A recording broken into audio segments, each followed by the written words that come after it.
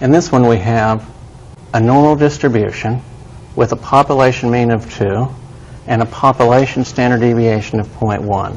So I'm going to summarize this over here. I have a normal population. The mean is equal to 2. The standard deviation is equal to 0.1. And I want to know the probability that a machine dispenses more than 2.1. No sample has been taken. Okay? So there's no standard error. This is just a straight normal distribution problem. So draw a normal distribution. No sample, so it's just a distribution of x's with a mean of 2 and a standard deviation of 0.1. And we want to know the likelihood that we dispense more than 2.1.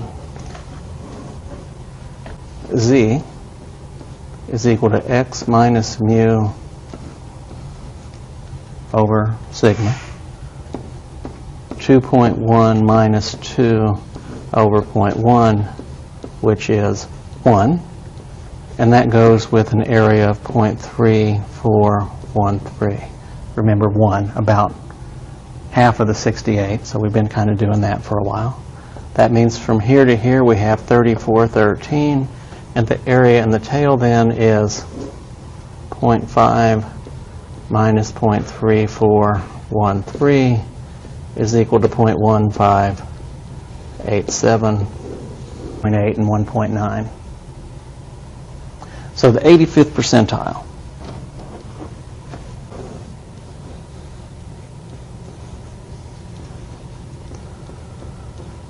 So that's just the curve rewritten. Again, no sample or anything like that. We're just looking for a value of x such that 85% of the values are less than this x.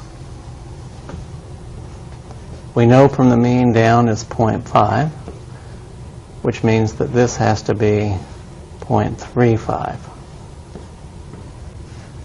So we'll go to our z table and find a number on here that's close as possible to 0.35 in the center of the table. Okay, with the percentiles, it's sort of working them backwards. 3508 is the closest value to 0.35 that I could find. And that is at z equal 1.04. And remember, 0.34, you already know that's about 1, so it's not going to be very far off from that. So just, I guess, just reasoning it out, you ought to expect it to be somewhere around 1. It's 1.04.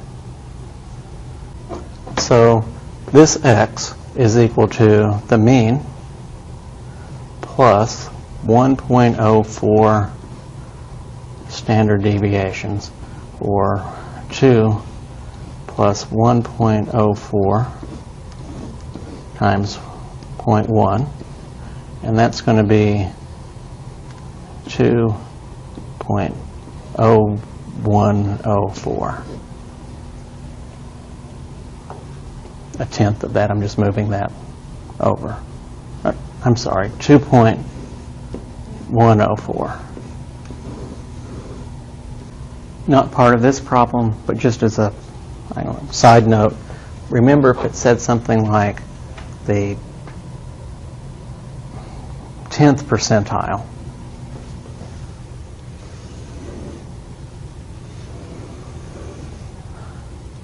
that if from there down is 0.1, the number we're going to be looking up is 0.4,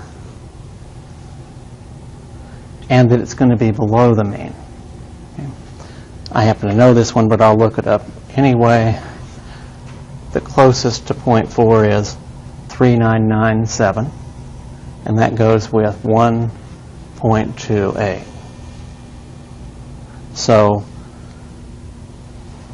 this would be the mean minus 1.28 standard deviations, or 2 minus 1.28 times 0.1. We're going to have one where asking about the sample mean and that a sample has been taken. So n is equal to 4. we still have, let me go ahead.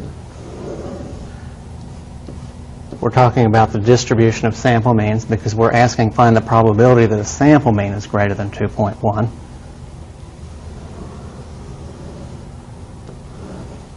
The mean of the x bars is equal to the mean of the population is equal to 2.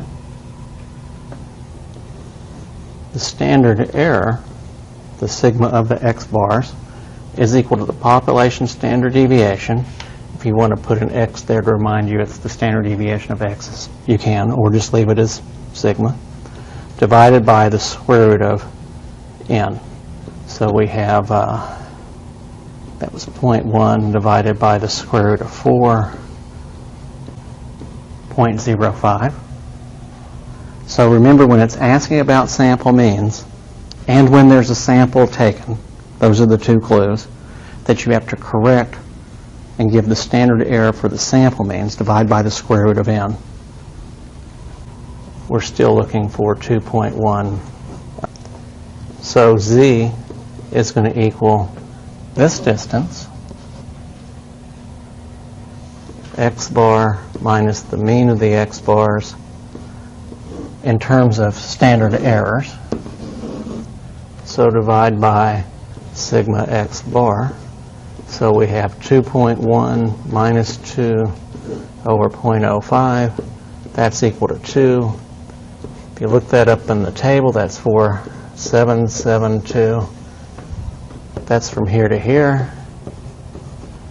This is going to be 0.5 minus the 0.4772 is 0.0228. The best place to start on these is just to pull the information from the problem and write that down on the side somewhere. We have a random sample of 36. N is equal to 36. The sample mean was 75.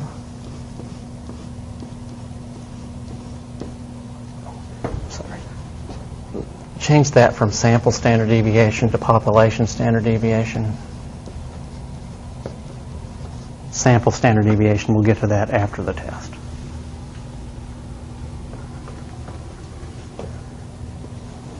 Is equal to 0.3. And we want to know if we can conclude, this is the alternative hypothesis, that the population mean is greater than 60. Of course, HO will be always equal. Okay. That's really not a period there, just a dot on the screen, so that's 30.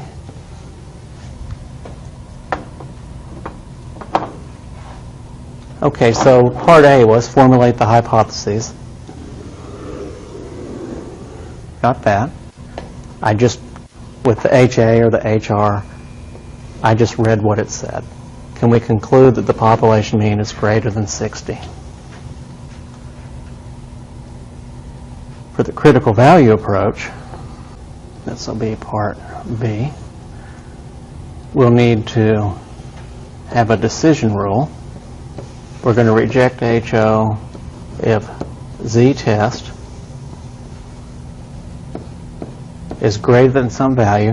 It's always going to be the same direction as you have in your alternative hypothesis. And we're just going to use alpha equal to 0.05. And that's going to be 1.645. Then we'll compute the z-test, and that's equal to x bar minus the hypothesized mean over the standard error. So 75 minus 60, and that standard error, remember this is the standard deviation. The standard error is standard deviation divided by the square root of n, or 30 divided by the square root of 36, and that's equal to 5. So we're 3 standard deviations above the mean, and 3 is greater than 1.645. Therefore, we reject HO, and conclude the population mean time to rent the car on the thing is greater than 60. It's running out of room down there, but we conclude that the population mean time to rent a car is greater than 60 seconds. That will be our conclusion. Okay, the other question on here is, if we have outliers, is the sample size large enough for this to be a valid inferential process? N is 36. If you have outliers, you need at least 40. So the answer to that is no. Really, the sample size is not large enough for us to really trust this analysis. We'll go ahead and put that up here. The cutoffs are 15 for skew, 40 for outliers, and 100 for extreme values. Another way I could ask this, suppose you had a box plot like that, which has an outlier, or I could have an extreme value or not have one.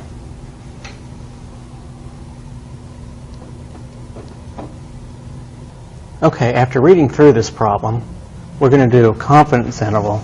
So I'm going to find N, the sample mean, and the standard deviation. I have a sample size of 32, a sample mean of 8.2, and a standard deviation for the population of 0.16.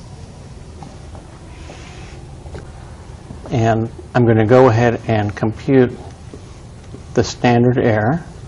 Sigma divided by the square root of n is 0.16 divided by the square root of 32, which is about 0.028.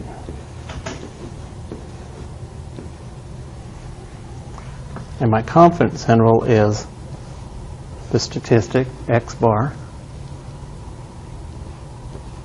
plus or minus confidence coefficient z times the standard error. So now it's just plugging some things in here. Well, for 95% confidence interval, z is going to be 1.96 times the standard error of 0.028. And so we have 8.15 to 8.25.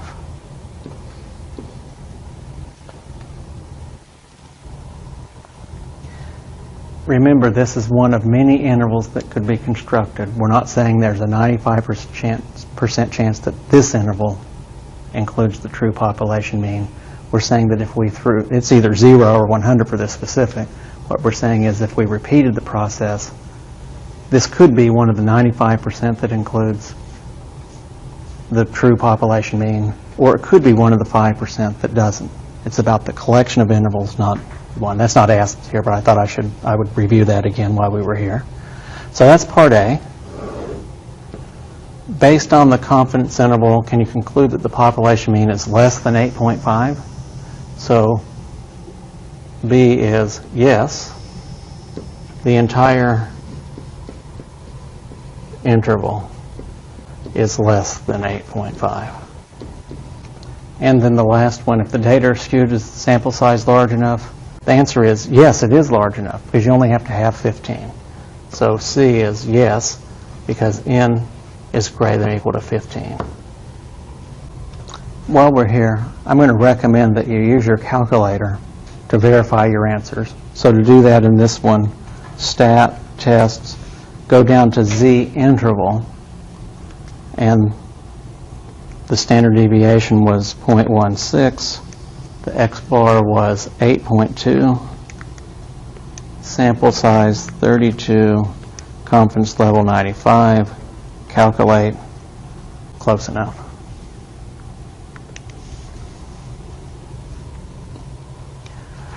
I have n of 64, sample mean of 21.5, population standard deviation of 6, and I want to know if I can conclude that the population mean is greater than 20.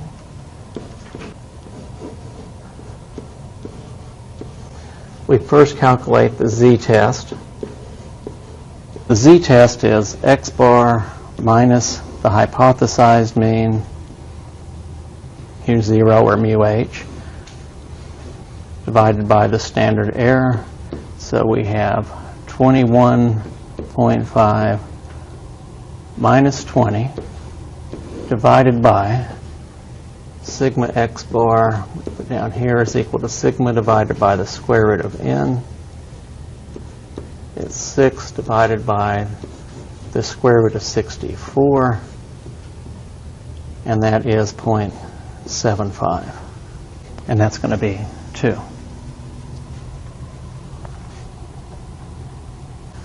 But if you look up a z, you're going to find 0.4772. I'm actually going to complete part C at the same time here. The sampling distribution,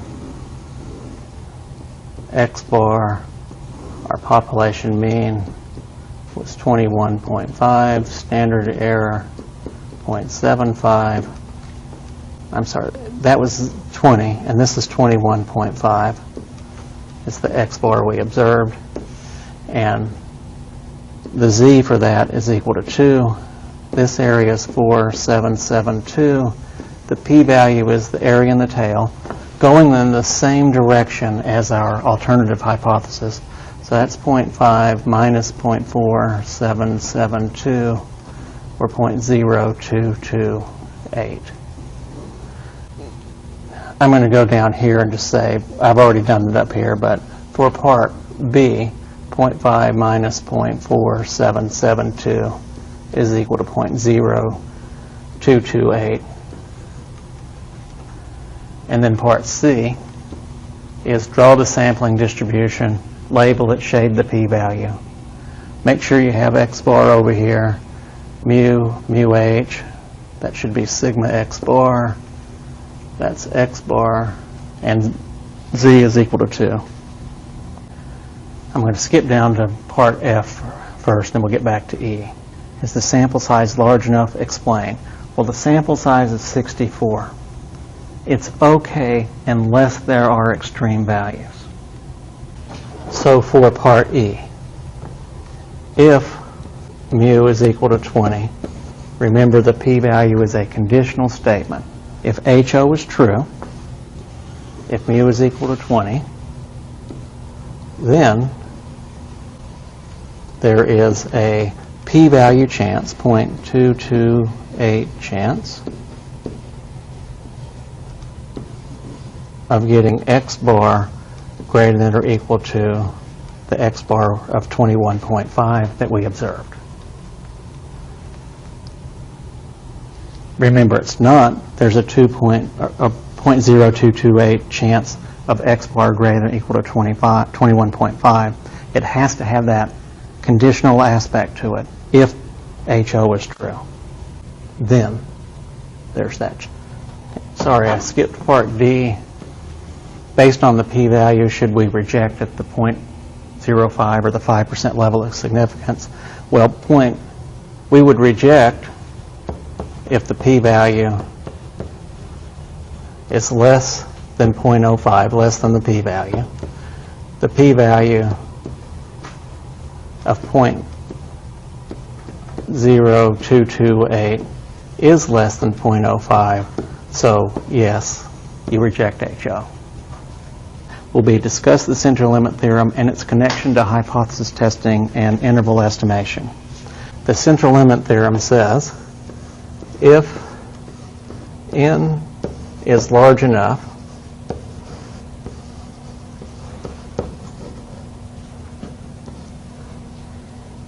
I'm going to restate that first sentence. No matter the shape of the population, it could be written either way, but I want to make this as a picture too. And so no matter the shape of the population, remember we had, when we did the simulation in class, we had a population that looked like that. But it could be a population that looks like this, any population size. It's going to have some mean and standard deviation. So any shape of population. If n is large enough, and I'm going to put parentheses in here, just 15, 40, 100, skew, outliers, extreme values. If we take all possible samples of size n, so now what I'm doing is I'm taking a bunch of samples. And each sample probably is going to look fairly shape-wise, depending on the size of it. If it's a fairly large sample, it's going to have some similarity to the population. So I take all of these samples, compute X bar for every sample.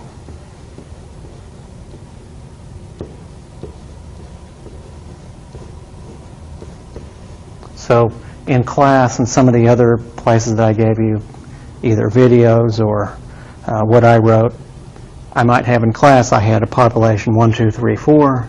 We got all the possible samples, 1, 1, 1, 2, down to 4, 4. That would have been all the samples. We computed X bar for every sample. So I'm getting X bar for every one of these samples.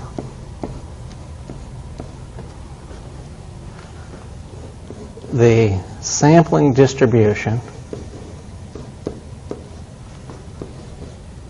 of the X bars will be a bell curve with a mean of the X bars equal to the mean of the population, and a standard error of the X bars equal to the population standard deviation divided by the square root of n.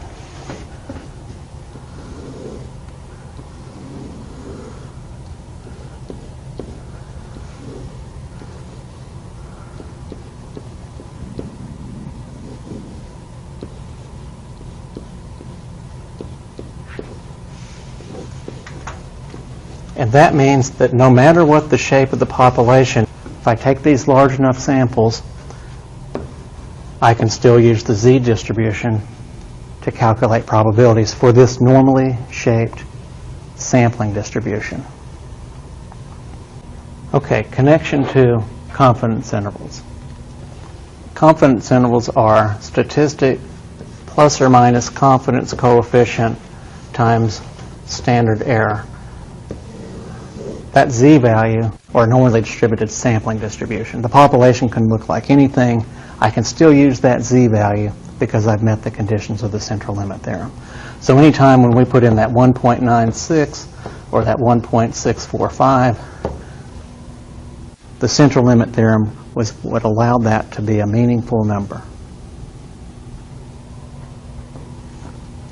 For hypothesis testing, we would say something like, reject HO if z-test is less than minus 1.645. That number came from the z-table, and the z-table makes this stuff valid for infants because we have a bell-shaped sampling distribution. So whenever we look up something in that table, it makes sense, or it works, because we're guaranteed a bell-shaped sampling distribution via the central limit theorem. When we say reject HO, if the p-value is less than 0.05, remember, we're computing the z-test and all of that, but that 0.05,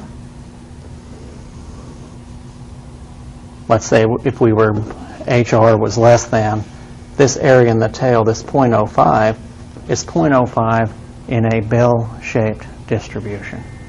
So when we say reject HO if it's less than 0.05, that's only valid if we have a bell-shaped sampling distribution.